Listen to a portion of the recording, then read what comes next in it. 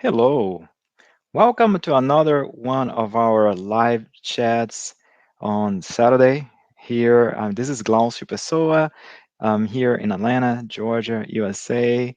Depending on where you are, good morning, good afternoon, good evening.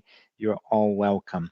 Today, we're going to have a very interesting talk with David Cohen. He is going to tell us about learning to apply the golden rule. David, he is the co-director of the Spiritist Group of Montana. David and his wife enjoy traveling and connecting with other groups to share knowledge and experience as they continue to learn, study, and practice. Hello, David. Thank you so Hello. very much. Thank you for being here. And this is a very important topic. Uh, so I appreciate you telling us a little, not a little bit, but explaining, how to learn to apply the golden rule. Um, Before we start, I would like to say the initial prayer, but just as a reminder, please feel free to use the whatever medium you're using, social media you're using to connect with us, either YouTube or Facebook, to send us your comments or questions. And David here, he's very knowledgeable. He'll be more than glad to provide clarification. So to kick things off, let's say our initial prayer. Thank you, Lord, for the opportunity for us to be here, even though distanced by physical means, however, connected through technology. Open our minds, our hearts for the golden rule, which is so important to us. Help us love God above all, everything, and also love others as we love ourselves. Help us in our struggles. Help us use all the enlightenment that the Spiritist doctrine offers us to become better spirits, to live better, and to become more positive contributors to the progress of Earth. May your peace be with us during our lecture. So be it. So be it. David, sir, the floor is yours. Thank you, Glaucia. And thank you, everyone, all my brothers and sisters here with me as we study together, as we teach and learn together, as we experience one of the truly great luminous blessings of Spiritism, in that it gives us this pathway that enables us to collaborate, to cooperate, to learn the golden rule, essentially.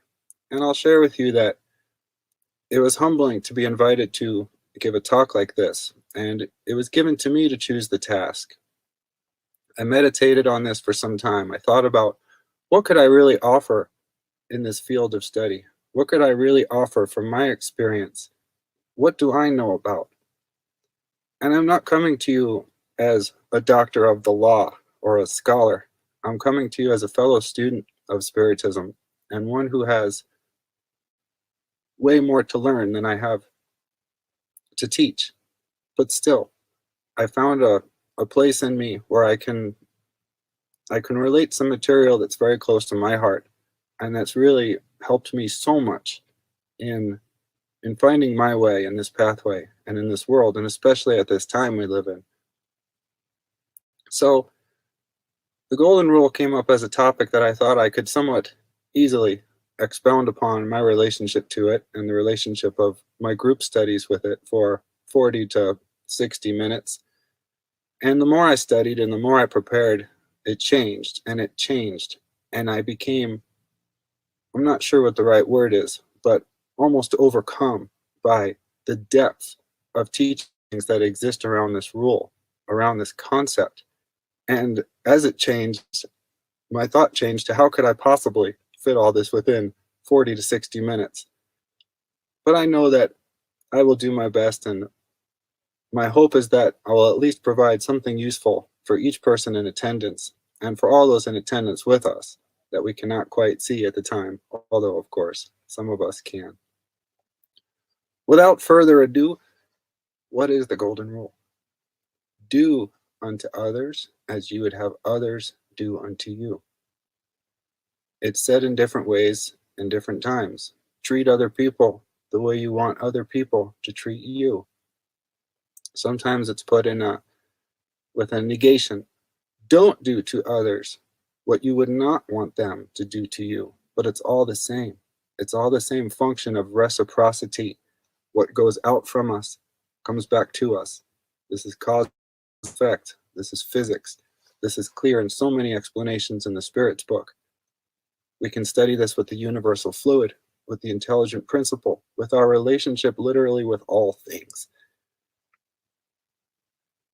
And so, with just a cursory study of this rule with this concept, one of the most interesting things that I found is, where is the golden rule? I think it's easier to find a place. It's harder to find a place where there's not the golden rule explained or presented to us in some way. All the major religions on earth feature, discuss, give us the golden rule. All the philosophies that deal with human behavior, with human conduct, with human morality, discuss and feature the golden rule. Ecology. You can study the golden rule in ecology in nature. You can study ecosystems where creatures learn to treat each other better, where aside from the distortions and the interferences of man, who is not yet understanding his role as a cooperative and collaborative creature, we can see whole systems get restored to harmony, to abundance. This is the nature of our reality here. And just for some time, we've interfered in it to where we can't quite see things as they are. A place that I found it beautiful to observe the golden rule being learned, being practiced, being studied, is on the playground. We can watch children. I don't have children of my own biological descent, but that doesn't matter. If we have the opportunity to observe them, in fact, where I'm sitting right now, I can see a playground, which is very interesting to me. I hadn't planned it that way. But kids on the playground learn harmonious relationship with each other through experience and through experiencing what they do and they don't want to feel. Without all the distortions that come in later through society, through programming, through fear, children can really show us how the golden rule applies to our hearts, because they take it at its most simplest form. To hear them talk about perhaps bullies or adults that they find, I'll use the word disharmonious again, is peaceful. They're not looking to go and mete out justice. They avoid what doesn't work for them. They learn to cleave with the groups that they vibrate with. They embody, in many ways, the golden rule, and they're so forgiving. They're so much more apt to take a behavior and say, well, they didn't feel good that day, or something happened, but they're okay.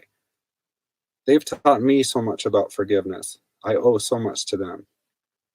So we're going to take a quick look at some very impactful historical places where I came across the golden rule. And perhaps if I can weave this all together like Paul would, this will come out as a beautiful tapestry, showing us this continuous thread of teaching, of love that's been given to us since the earliest times. So this teaching, this example of the golden rule, is from the Jewish history, which I'll just offer a little personal note. This is the tradition, the lineage that I come from, and I struggled for quite some time in making peace with this simple fact, and was deeply aware that I had some, I use that word lightly, forgiveness to do with myself, with my lineage, with my ancestry, and I'm just now being able to embrace that which I vibrate with, rather than throw the whole thing out and say this is all distortion. That's not true. How could it be so black and white?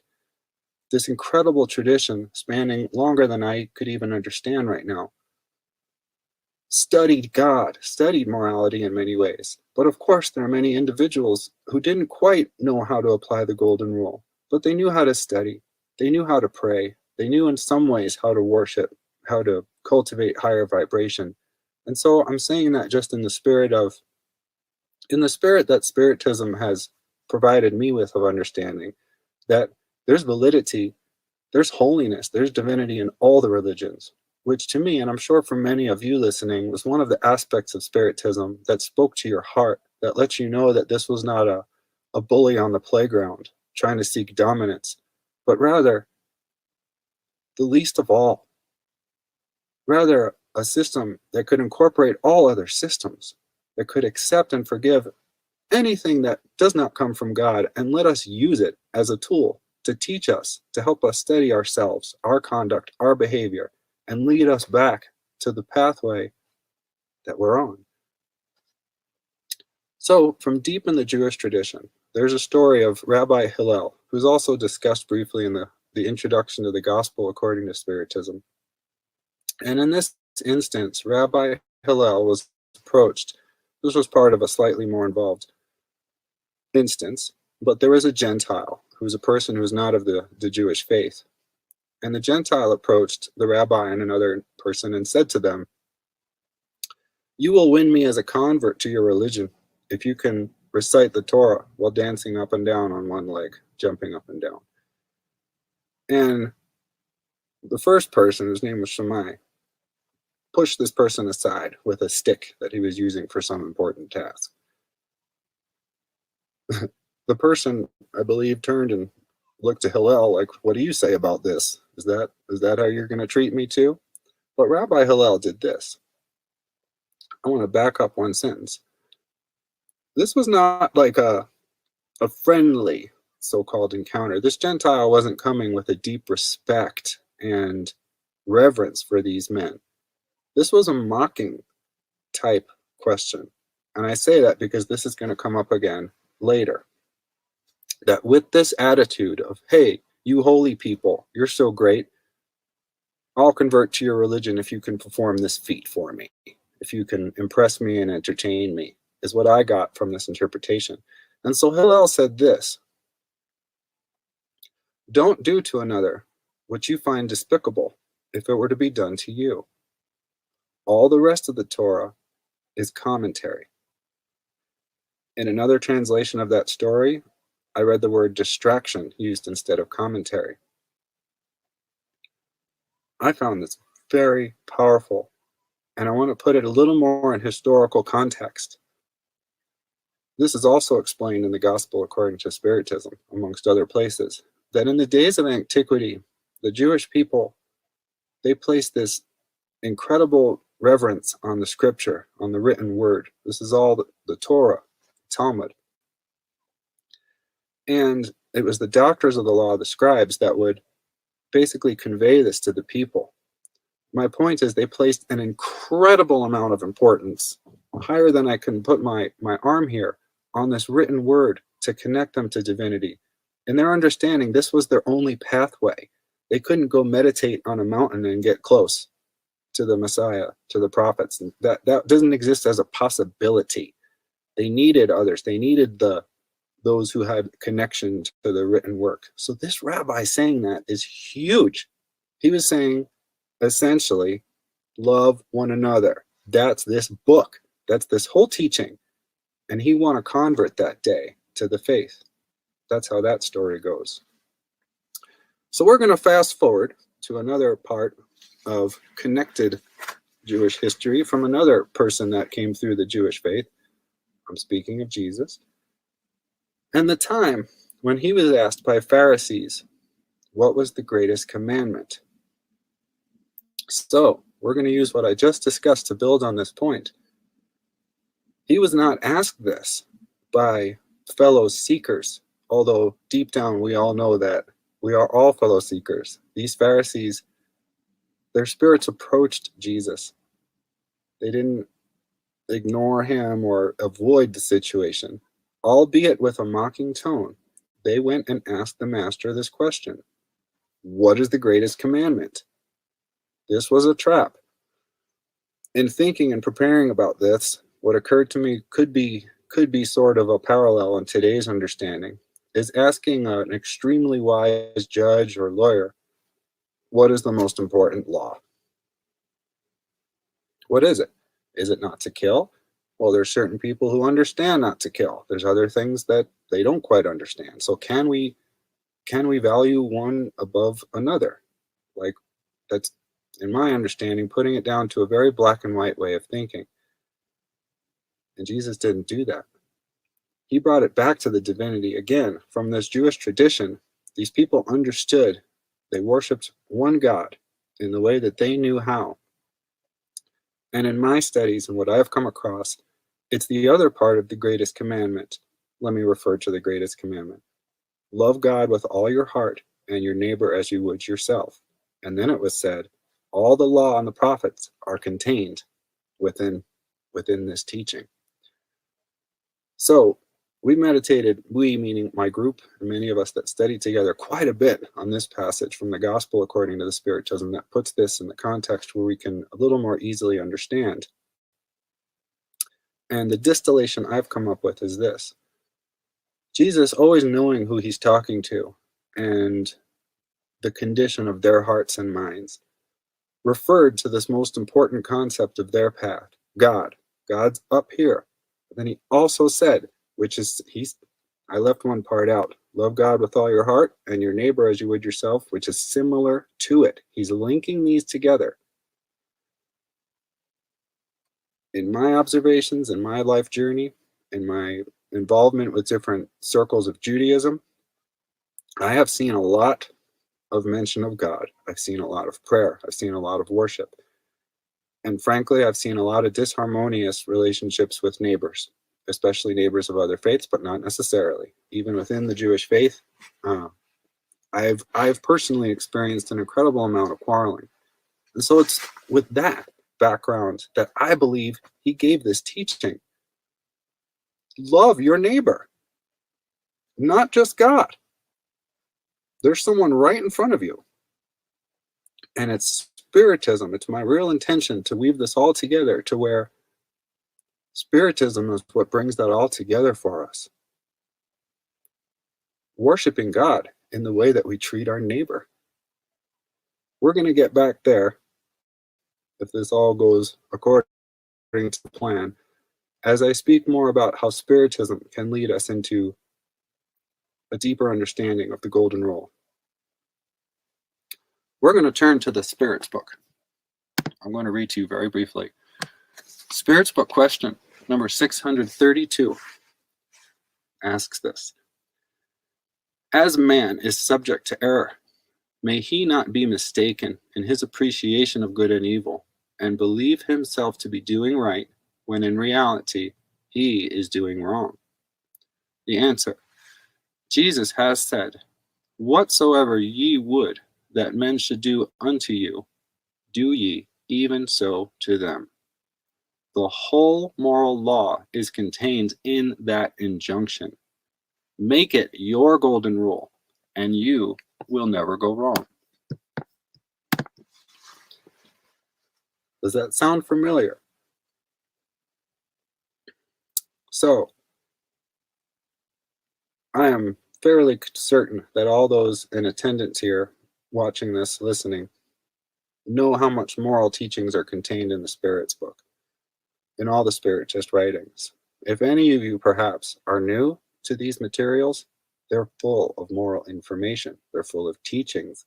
They're full of things to guide us, to lead us to better moral behavior, moral understanding. So this is a very impactful question and answer. This is saying the same thing that Rabbi Hillel said, and this is referring to Jesus' teachings as recorded in the New Testament in Matthew.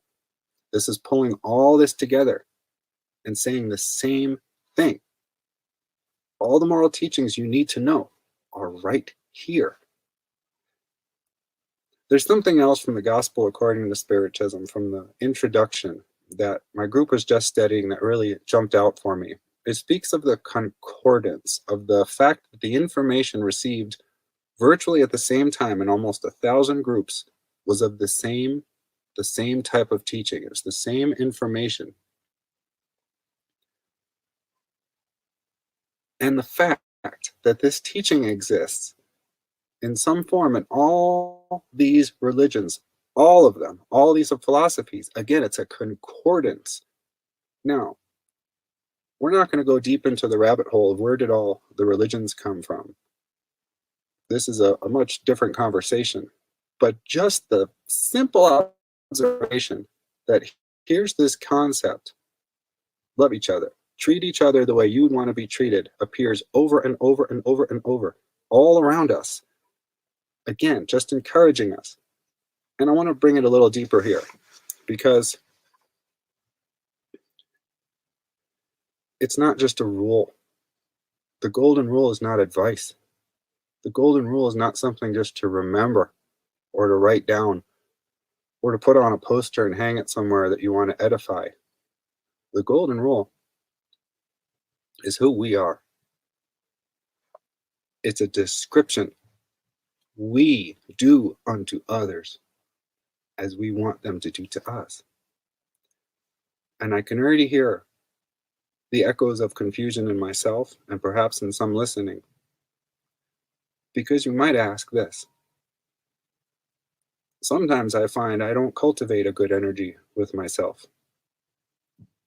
Sometimes I find that there's times when I even accept what I would call poor treatment from others. Does this mean the rule is flawed? Is this a loophole?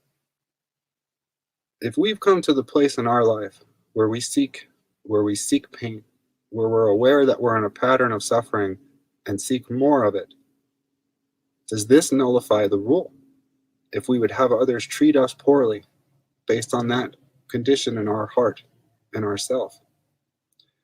And so now I'm going to share something kind of personal, which was such a blessing for me. And the thing is this. I believe all listening again have some relationship with receiving mediumistic information. If not firsthand, read any of the Spirit's book, the Gospel According to Spiritism, any of these books in the Andre Louis series. These all feature over and over information received through mediumship, through higher order beings. This is part of our lineage, part of our inheritance. It's the ability to do this. And so during our group's work, I was blessed enough to have a dialogue with mentor beings here with us to guide us. And they gave a teaching on the golden rule that didn't contain anything different than what we've already discussed today. Just this principle of reciprocity, to do to others as you want them to do to you, as a simple principle. And it stuck out in me as a question. This was, I think, about 4 to 5 years ago. And at the time, I was really still experiencing a lot of what I'll call distortion. I hadn't fully made up my mind to accept the love in myself and that I've been. And I was already actively, of course, engaged in the Spiritist studies. And so during this dialogue, we discussed the golden rule. And then I asked this question, as I've been describing.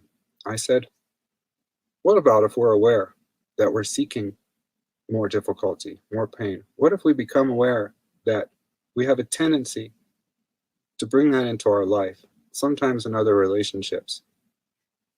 Does this mean that if we would have ourselves be treated roughly, then it's okay for us to treat others roughly, because that's who we are? And my friends, I'm speaking to all of you now. The response I got was breathtaking in a way.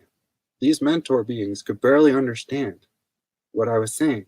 They could barely understand, why would you do that? Why would you seek more? Haven't you realized you've been freed? Haven't you realized your pathway to harmony and love is right in front of you? If you choose it, if you choose love and harmony. Why would you possibly seek more of what you've experienced for so long now that you've been freed? And I think I stammered and yammered a little bit. But then they were able to give me this, which really helped unlock this key in myself. They described the situation to me that I'll refer to in the Spirits book as well. They described two states, that of being in a thwarted, thwart meaning stop, halt, our thwarted state, or our healed state. They said in your thwarted state, you'll do anything to maintain that. You'll do anything to stay in control. Even if it's staying in pain, even if it's hurting each other, because you've chosen that state. You've chosen to delay progress. Or the healed state, what we're all being prepared for, and many of us have accepted already, the healed state. When we accept gently, with resignation, with patience, who we are, the choices we've made, when we accept it, when we're willing to be humbled by all the choices, thoughts we've experienced, by all the actions that we've committed, then our pathway changes direction. Then the golden rule takes on a whole different meaning.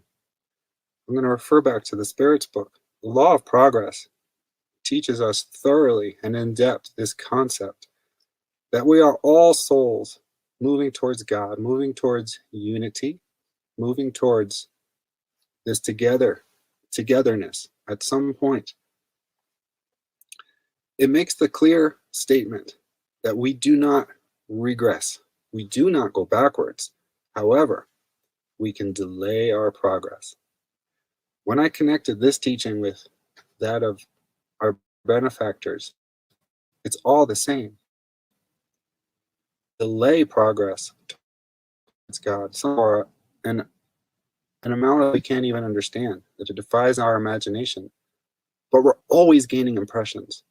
We're always seeing either what does work or what doesn't work. And so, to think we can apply this golden rule as an excuse to treat others badly shows us our relationship to it. Because being a description of who we are, we can see that any choice in that realm of where is it okay to experience more pain and distortion comes from that wish only to stay in pain and distortion. It's a proof of our free will and our ability to choose as given to us by God and described over and over and over through the Spiritist teachings. I want to refer again to the Spiritist teachings as one of the more powerful ways we can actually get closer to the golden rule, which has helped me so much. The Spiritist writings I'm talking about are definitely the codification, the Spirits book, the Mediums book, the Gospel According to Spiritism, but all the works that are, and there's 2 more books in the codification, don't think you're getting away with just 3. There's all these other works that contain more narratives. And early on in my studies, the first book myself and my wife read, which led us directly into Spiritism, was No Solar. And No Solar and all the subsequent books that came after, and all, there's more that I'm not going to list them. You all know what I'm referring to. If you don't, you need to learn this. The books written by Givaldo, the books with Emmanuel as the author, there's so much narrative here. These are not stories just written, they're not written to entertain us. They're not written to distract us. They're written to us to bring us closer to who we are. These all have real life examples of people working with their morality, of people either following the golden rule and really living it out or falling on their face as they learn about it, as they learn to apply it. We make so many mistakes. And all these books contain vital living examples that when we study, when we see how others did it before us, perhaps they did it so much better that we look up to them. We look up to their example, not as someone removed or greater than us, but as a brother or sister who has done the work we're here to do. That happens sometimes. Other times we see clearly where they fell on their face hard. And Perhaps we know we're past doing that in certain instances, but not so far past that it's outside of the realm of possibility for us to, as I said, fall on our face, because that's part of our human condition. We're here to make mistakes, learn from them, and assist each other up, out of the dirt and into the field. So the Spiritist studies have been brought to me over and over as a means. They're one of the sacred gifts given to us to improve ourselves. This is not just for our intellectuality. And I wish to talk about another gift that Spiritism has given to me and to all of us, and that as we study together, as we really work on these materials, again, designed for our moral improvement together, it's even more powerful. And not because we always agree, because we frequently disagree. If not through our lips, energetically many times, we experience frictions and difficulties with each other. I'm going to refer to that again here. But it's in the study together. What is our intention? Again, our intention is to come together, look at this incredible body of written materials given to us to uplift us, apply ourselves to learn it with each other, ask questions of each other, comment on our experience, take risks. Say, this one really confused me. I really didn't get this at all. Or this one really convicted me. I feel like I'm doing a terrible job. And perhaps if there's someone more experienced, they would tell us, you're not doing a terrible job. You're learning to apply the golden rule. We're all learning together. And sometimes it doesn't look pretty. Frequently, it doesn't look pretty for some of us. I remember week after week, I was falling in my face on some way. And I'm so grateful I had the courage to keep going. Because sometimes it can be really hard, seeing where we don't apply this rule, seeing where we clearly treat others in a way that we would not want to be treated. And that's what it's for. That's what this study is for. That's what our brothers and sisters are for, who have the patience to stay with us and to say, we love you despite all your errors and despite your shortcomings. We know, we still love you. We were there too. Perhaps much more recently than we care to admit, many of us. So this is one brilliant aspect that Spiritism gives to us to lead us, to guide us, to direct us closer to moral understanding. So I'd like to weave in this other concept of group work and also just our daily work, what we find around us in any given day. And I wish to weave in a teaching given to us. And when I say us, I do mean all of us. I can't find in my initial studies a place where this is clearly put and concisely written where I can quote it to you. But I can do something perhaps a little better than that and offer all of your own experiences and perhaps a test, a litmus test, where you yourself can determine whether or not something fits the golden rule in the way that you vibrate with it. And this concept is that of being a mirror for each other. This concept goes back to when I was speaking of loving God with all your heart and your neighbor as you would yourself, being so similar, because as we've been taught and led, that is how we love God. Reading about Jesus, reading about how he would go away and connect with, be in nature and solitude and connect back with the Father. I don't really know of other examples where it's so clearly written or described to us that humans do that, go and connect directly with Source. I've heard of different examples here and there, but speaking of my circles, of the people I know, there's times when we go connect with some higher energy. If we're meditating and praying, we feel some different things. But these are the few, in my experience. There perhaps are some listening that all they do is connect with God.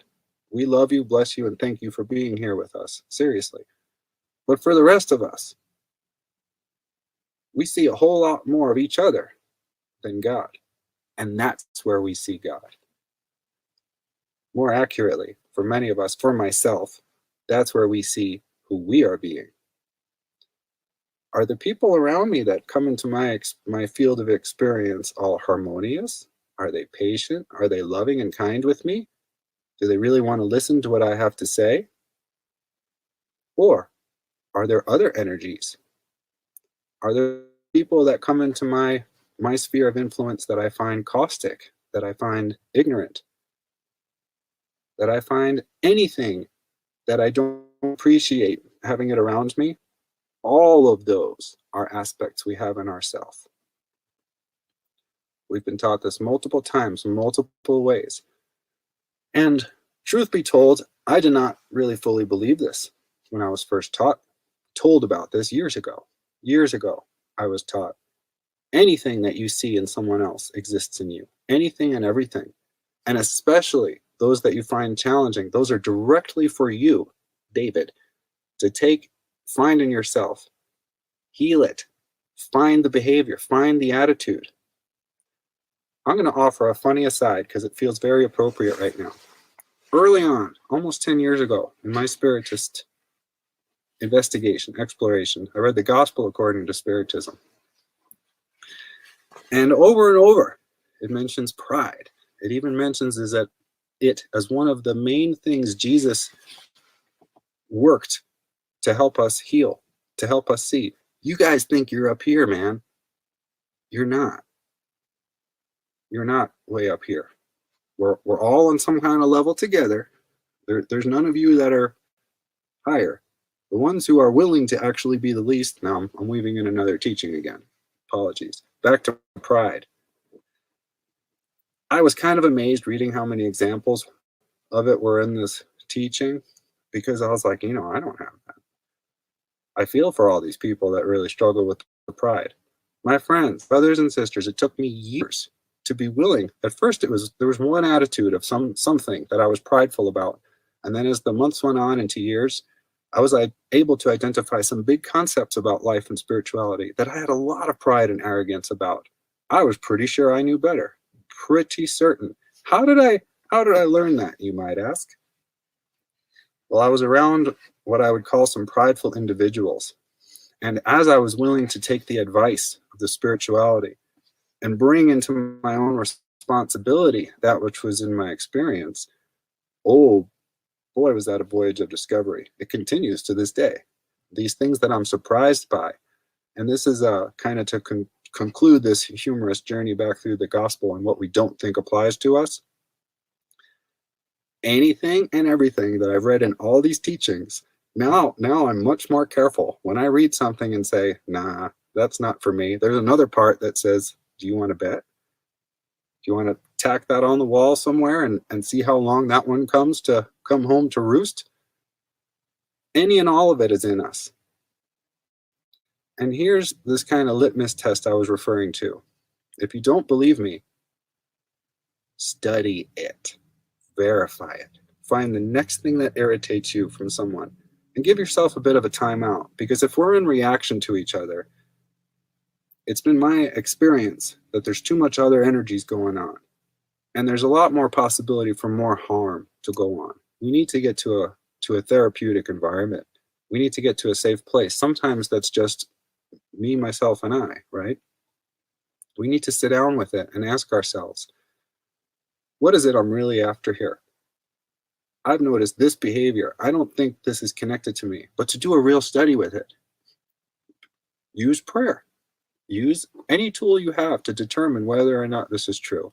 And again, I'm telling you from my own experience. This was not something taught to me. You must believe this. Whatever's irritating in you and someone is in you. I studied it. I have not found an example where it didn't fully apply. Where it didn't apply so deeply, the more I see it, the more it helped me. Now on to that note of being humbled and practicing Spiritism and learning to apply the Golden Rule. And I'll share another example of a very powerful interaction that I experienced in a mediumistic opportunity. And it really helped me form a different direction with this work. This also happened years ago. It taught me a lot about the Golden Rule.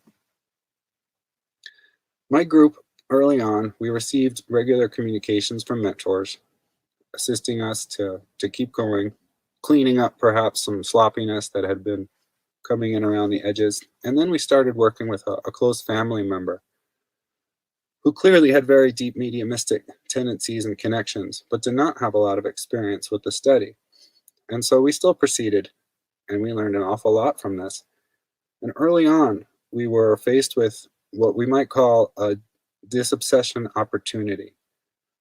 For those not familiar, this involved beings, spirits who were opposed to the work that we were doing, and particularly the spouse of the individual that had just joined us. And they were dedicated to pulling down this work, specifically with this person. They actually were somewhat neutral in terms of our group, provided that we stop being involved in this person's life. And so the real heart of this matter comes during my dialogues with the chief obsessor, who was so intelligent and so well worded that it was very rich for me to speak with him. And at one very significant meeting, boy, I told him what to do. I told him, without forgiveness, without opening his heart to reality and to the healing available to him, he was going to continue to suffer for an indeterminate amount of time. And immediately, there was no pause. He kind of scoffed at me and he said, "You see, but your words have no value because you yourself have not fully forgiven." He said this, and this is a huge take home for everyone. He said, "We listen to your bigger mouth, David. Your behavior. We know you are not a fully forgiving person. At times, you're not very forgiving at all." And that shut me up because he was 100% correct. 100. And beyond that, how did I violate the golden rule right there? I was lying to him. I was preaching to this man. I was telling him to do what I had not done. And this is an insult to our lineage. This is an insult to this work of representing the truth, the way, and the life in our own hearts, in our own work. What would have been more honest? Telling him that I have not yet forgiven. Telling him anything that fully aligned with my experience. Telling him that if I found myself in his position, maybe I wish this, that, or the other thing. But none of those things are what happened. The most important part here is that, in a way, I bore false witness.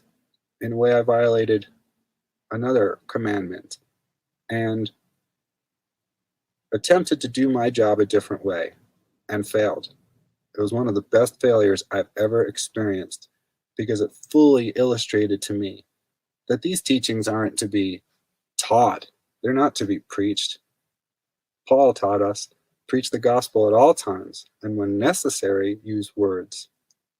And so when I use words that aren't attached to what I've actually experienced, I'm losing a crowd. I'm losing one crowd and gaining another. Because as we're taught, we are never alone. We're never alone. We're never alone. And we're always in this rule. We're always in some relationship to it. See, it's my deeper understanding that it's not just doing to others that we see, doing to others that we know. We are always, as humans, transmitting, giving out the vibration that we've cultivated in us. And we're always, as humans, receiving the vibrations that we're attuned to. How does this relate to the golden rule? We're always doing unto others. Always. It doesn't matter if they're with us or not. How do we spend our time when no one's there? How do we spend our time when no one's looking? Perhaps if any of you are listening, I'm doing those little air quotes because it's never true that we're alone, and it's never true that no one's looking. We're always with others, always. We've been taught recently about vast communities of microorganisms in every part of our body. On every hair follicle, there's communities. Is our pride so great that we think just because we're somewhere between, well, there's children among us too, a few feet and, 6 feet and change, that's the range of possibility of beings who need to be treated well by us? No! There's beings that barely even have matter. There's beings that I don't think have matter at all. we're treating them too. We're doing unto them. And so this is how we cultivate the energy within us, by constantly running this through. It's not something to be memorized, this golden rule. It's something that we're in all the time. So really, what we're called to is awareness, is being willing to ask ourselves, what am I choosing right now? What energy am I tuned into? Am I interested in prayer right now? Am I interested in seeking something higher? Do I need one of my devices? Do I need a distraction? Do I need beverages? I'm not saying either of these things are bad or good. I'm saying, what are we doing? Because in all of it, we are the golden rule. We do to others what we would have them do unto you. And something perhaps I might begin to conclude on, considering those around us. If we've ever met someone who keeps coming to mind for me is Givaldo Franco. I don't know if I've ever really met anyone like that in this incarnation. You can feel him. You can feel him. He's cultivated to such a high degree within himself. There's a vibration around this man.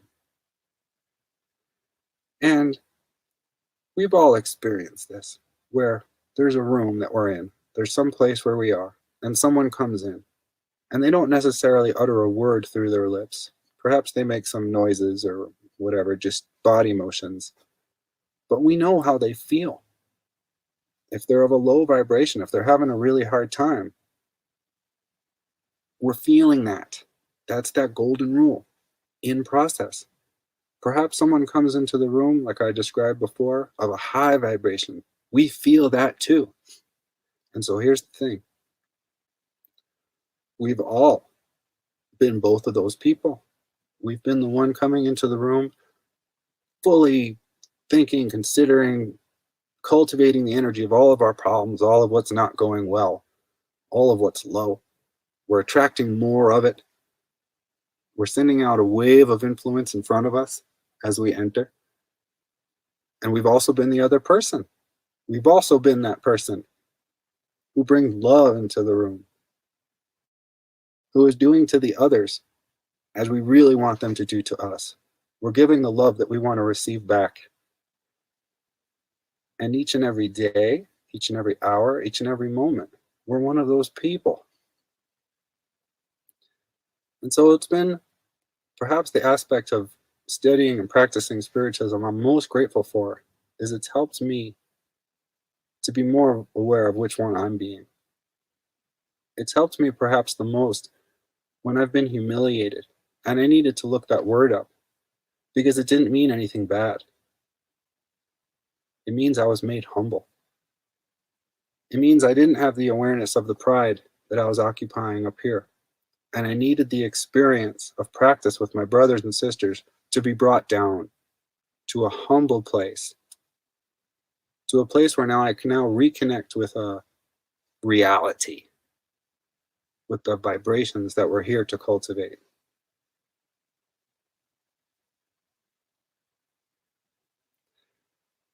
I really appreciate everyone being here and learning and teaching along with me as I learn and teach along with all of you.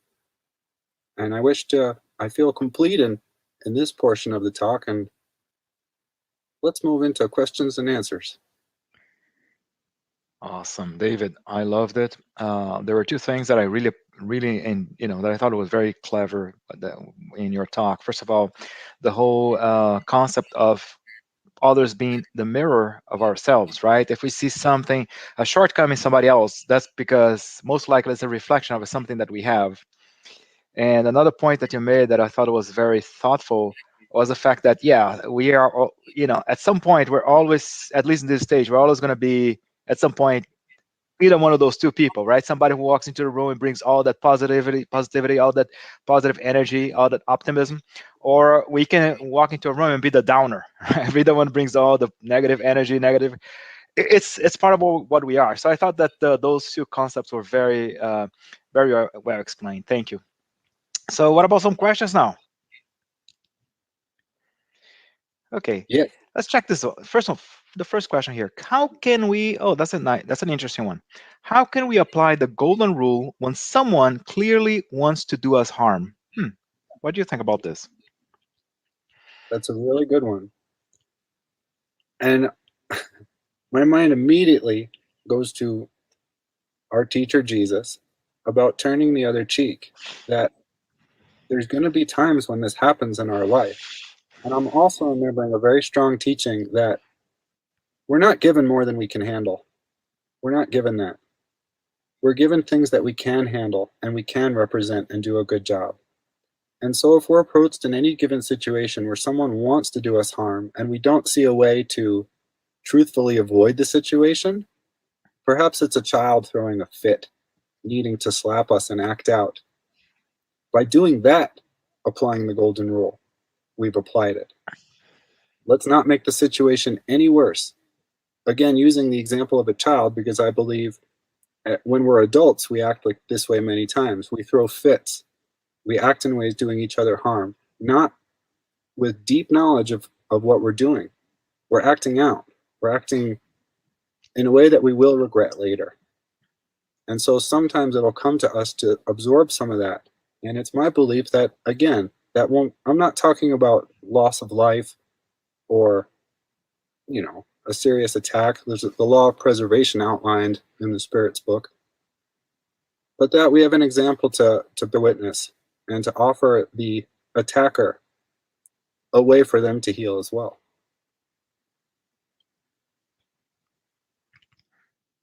That is very, very interesting. Very well put in. When we think of others actually having a fit, I mean, we gotta be at least try to be the adult in the situation, not make the situation worse. Here's a question from Yasko. In some instances, when fall in mental emotional imbalance and it is difficult to apply the golden rule, is silence or temporary retrieval to our inner being a platinum or silver rule? How to practice it? So when we Yeah, fall, when we have this emotional imbalance, so how can we practice? Should we make the platinum rule or the silver rule? Which way is it? I love this question. And in my studies, I came across writings about the platinum and silver rule. And to combine with something that when we fall into those states, like that I'll refer to as the thwarted state, we're not in our healed state. Another way to look at that, we're not in our right mind. When we're not in our right mind, discernment becomes so much more difficult. For me, I'm not able to discern if I'm a panicked state or if there's all this energy moving around. I find I'm closer to animal instinct than to conditioned response, than to intelligent response. So the most important thing is to get balanced. The most important thing sometimes is not to go back into the fray and deal with our brothers and sisters, but retreat in a sense until you can find that balance. I'm not talking about asceticism. I'm not talking about pulling back from a group or from anywhere, but there's times where, just like Jesus went to the wilderness to reconnect, we need to do that to get balanced. And we could talk easily another 40 minutes how to do that, but that would be my concise response. The most important thing is to achieve balance, so then we can go on with the golden rule. I think the other rules come in as kind of attempts for the mind to control the situation. That's been my experience, that we can always bring it back to this level of conduct. Treat others as how I want to be treated. If I'm in such a way where I'm going to consider poor treatment, I'm not balanced, I'm not healthy, I'm not able to practice, I need healing. That is interesting. I mean, it also applies, right, to the golden rule. I have to, the same way that I would hope or expect others to be balanced as they treat me, why not balance myself and find my balance, my inner balance, before I can um, associate with others or communicate with others? Very well explained. We have more questions. Considering the concordance method utilized by Kardec in Spiritism and relate that to all religions, could we say that the concordance that comes from God is the golden rule? That's exactly what I'm saying as the result of this research, that it's really the one thing given to all of us. You can find in common everywhere. And even observing philosophies that don't speak about God. And I remember Jesus telling us there's others from other flocks. There's flocks that don't acknowledge God. If they're able to love their neighbor, we're there. We're living it. Very interesting. So pretty much we see this concordance. It's important for us to see that this message from Jesus coming from different ways, right? Not Yes. just from our Christian Judeo tradition, but from other lines as well. Because Jesus being the governor of earth, he sends messengers from different from different angles to us. Yes. And there's disciples of Jesus that don't know the name, that have never heard of Jesus, but that cultivate the same exact energy. And we're all together with them as well. That's true. Awesome. So a question from Kirsten. Hi, Kirsten. Living the golden rule is the ideal, but how can we stay authentic and true to ourselves? That means living the golden rule when it's so easy to fall back into old patterns. That's a very important question. Yes. I'm really grateful for this question too, because this was a whole other portion of this talk that I worked a lot on and actually didn't speak much about at all, is that how do we relate with ourselves to the golden rule? And there's this whole portion where we have to learn to apply it to ourselves first. And I'm going to make this a little personal, because there was a part of my journey that really showed me my relationship with it. And then there was a turning point that I won't go too deep here, but just to outline how to answer this question. There was a time when I asked the mentors about what happens if we're in distress or pulling other energies in, and they described the thwarted or the healed state. And so I had an opportunity later where I was involved in a powerful group work exercise, and I had this notion of who I was and what I brought to the group. I had this strong thought, like this strong concept of who I am and what it is that I offer. And the experience was extremely humbling, because it showed that no, this person that I thought I was not quite there. There's aspects of me that were there, but there were other aspects that were not healed. There were aspects in me that were from that thwarted state where I still believed in all kinds of distress and distortion in myself. This was hidden from myself by myself. And it took years and a lot of work with others and a lot of assistance to get it up to the surface, to where I could see, oh, I have these old prideful attitudes and a low self-worth around it. I was able to identify where I didn't see myself as worthy of doing this work, worthy of receiving God's love and forgiveness, and worthy of giving it to myself. And so the action point there that I located was the willingness to work on my own forgiveness, to say, okay, all my best efforts have got me here where I am now. And I'm still finding these energies that, as authentic as I can be, I don't want in me. I don't feel good about being this person. And so I set on what I'm going to call a course of forgiveness. I researched it, I studied it, I prayed for it a lot, over and over and over. And I had another experience in my group where something happened, I'll tell you, to my wife, something very difficult. We went through an experience together. And this was a couple years after I had this fall on my face experience. And I was so grateful, because it was this difficult experience, and it showed me that I was willing to be loving even through all this. And it showed both of us this, to where I'm not telling you I've arrived. I'm not some, loving all the time worker. That's not true. But it showed me that my self-worth had gotten above the rank of I don't think I'm okay, to where like that's here. And then I was here, like I think I'm okay and I'm going to love my wife if she's going through a terrible time. That was a pivotal moment in my journey. And I believe for many of us, we have to come to that point where we've forgiven ourselves for all the mistakes we've made in this life and all the other lives, for all of them, to the degree that which we can go forward into the healed state. Because if we're still wallowing in that vibrational low self-worth of not willing to forgive ourselves, we're not applying the golden rule to ourselves. We're not there yet. We have to cultivate this tenderness towards ourselves, the way that Jesus would love us. Like it's the same energy. Because if we're not willing to receive it from ourselves, we can't receive it from someone else. I hope that makes sense. It made a lot of sense. And I think you actually explained it quite well. The golden rule starts with us, right? And when you say love yourself, meaning truly love yourself, not try to impose to others, not try to be someone else, but understand our shortcomings and see, and see how much we have to grow. Very, very well explained. Thank you. Thanks, David. In our opinion, do you think the golden rule is a value or belief? That's a very interesting one. I think it's closer to value because I really think it's on a vibrational level. I think that it's our relationship with the fluid. It's like our intelligent principle, how we've developed it, the choices we've made, life after life, and how we relate to the world around us. And so I think it's way beyond the level of belief. I think it's reality. That's very true. I mean, a value is something that's embedded in us, right? And something Yes. that we put to action. Yeah, very true. We have more questions. Can you expand on what thoughts came to you when reading Non Solar for the first time? I like this one. I really like that one.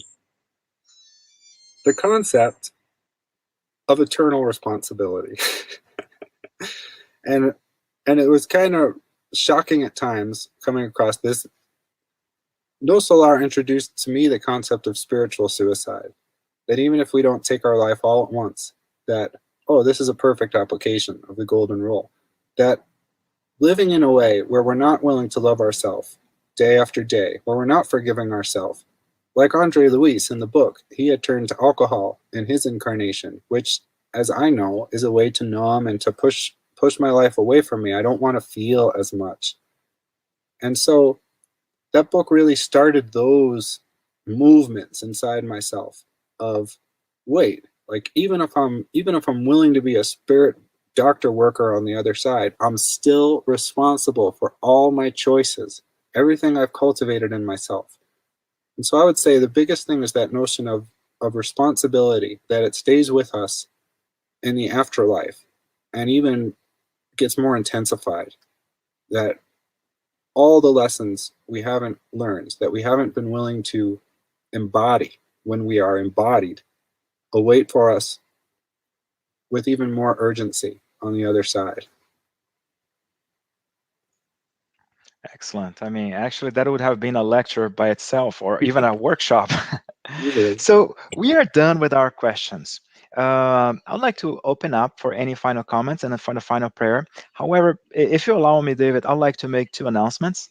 So, first of all, our lectures, the schedule of lectures continues next week. At the same time, next week we're going to have Edward Christie, and he's going to also bring to us another very interesting topic, very important topic as well, the logic of reincarnation. So stay tuned. Saturday, May the 22nd, second at 11 a.m. Eastern time. So please don't miss. It's another very interesting topic. And the next announcement I'd like to make is actually a reminder. Our symposium is coming up. The 15th Spiritist Symposium. This is amazing. What an amazing journey. So on June 5th and June 6th, two sessions from 2 p.m. to 5:30 p.m. Eastern Daylight Time. And the topic is going to be mediums and mediumship. So stay tuned. It's going to be available to be watched online through either via YouTube or Facebook. Excellent. David, at this point, we'd like to open the floor for you again for any final comments, considerations. Also, if there are any particular projects you were working on, feel free to talk about it. And if you would be so kind to also say the final prayer for us. It'd be my blessing. I'll just say briefly that we've received much more interest in contacting us and connecting with us, and we've been working on updating our website to make that easier on everyone. So that's still at some point in the near future. As of now, we can be reached through the Federation if anyone wishes to get in touch. And into final considerations,